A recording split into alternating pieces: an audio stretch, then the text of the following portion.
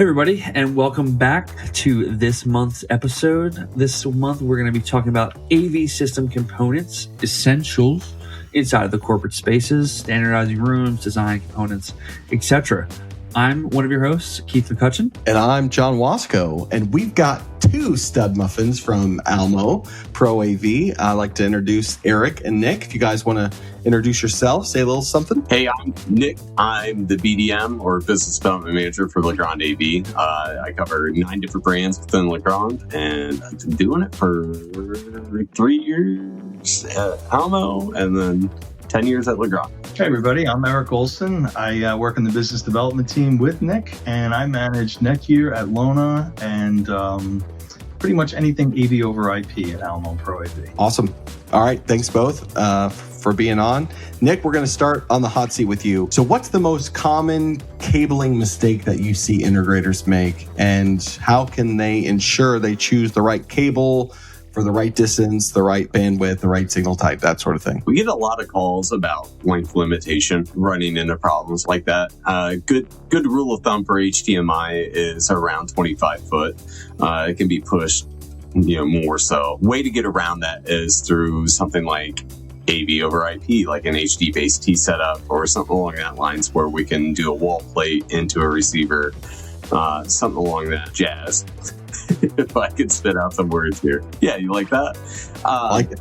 But yeah, that's what we run into a lot, right? You get on site, you have the wrong length or anything along that lines, and you run into issues. All right, on the turn end, I'm going to pop one on for Eric here. So when our integrators are reviewing and considering network switches, I know I come to you a good amount of time because PoE requirements, you have plus, everything of that. But when it comes to ease of configuration, what should our resellers look for in switches to support their AV over IP needs? Keith, that's a great question, but as you know from working with me, nobody does it any better than Netgear. I mean, they have purpose-built and engineered and designed product that is specific to our industry. I recommend that all integrators standardize on switch models that they know well. These Netgear switches are designed for Pro AV and have the backplane bandwidth to support heavy video payload. And they have multicast, IGMP, and all the PoE that you would need in every class from PoE, PoE Plus, and PoE Plus. It doesn't get any easier than that. And with pre-configured profiles for every protocol in our industry. Sweet. That's awesome. All right, well, back to Nick. So when designing and standardizing rooms, kind of what are some mounts that integrators should decide between, whether it's tilt or full motion or in wall? What are some kind of important factors of long-term reliability? So it really boils down to what the preference is, right? The Chief Tempo mount that we just launched with the portrait mode gives us 12.5 inches of serviceability by pulling out the display. Saves you from needing to bring out another tech to take down like a 98 inch or something along that lines because of how heavy they are. And it saves you time and money to be able to get behind the screen. So it really depends on, is cost the issue?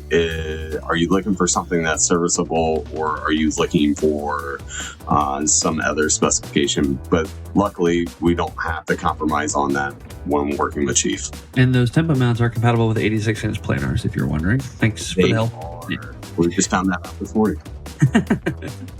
All right, so I got another one for Eric. How can resellers future-proof corporate spaces with system components? We live on Teams in this company, but there are so many others.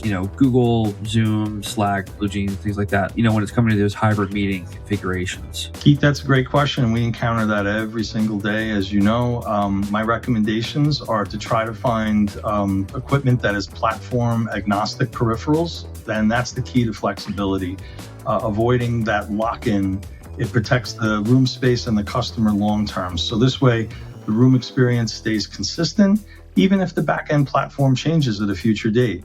So I recommend designing these types of spaces with scalability, flexibility, and primarily in hybrid use cases as a baseline requirement. This is a question for both of you. I'll let Nick go first, but what are some of the essential components that you would think every corporate room should standardize on, and we're really trying to kind of minimize rolling a truck and minimize services.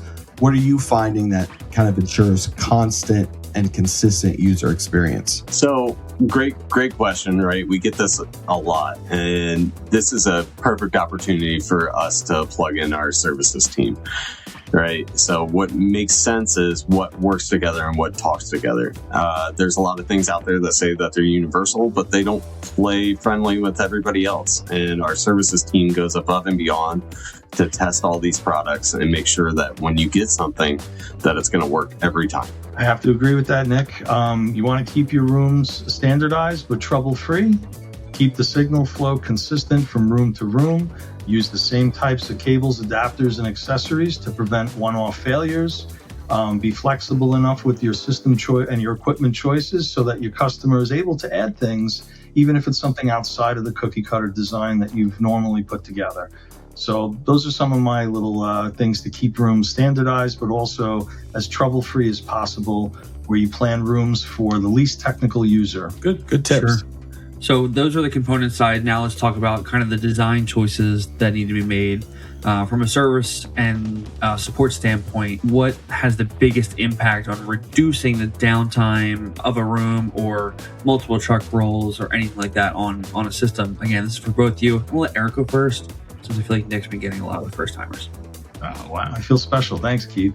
What I think is important is starting out with the planning phase and documentation. Like Nick said earlier, our professional services team is fantastic, and it all starts with proper design and engineering, and that includes documentation and room design. Keep things consistent, and you'll minimize trouble as well as make your customers very happy for whatever they're planning. Yeah, shout out to John Bournes, right? Just holding it down out there. We keep him busy. It's fine. Yeah. All right. Last question. Then you're off the hot seat. And this is a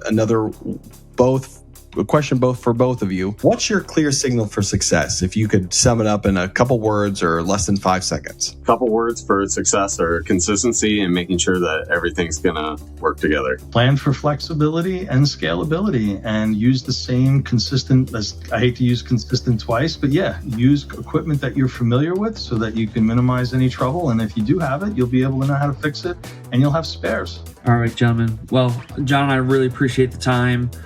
We appreciate all the insight. And if you need any more info, reach out to John, myself, Eric, Nick, so on and so forth. But join us next month where we dive into the riveting topic of outdoor AV, all weather displays.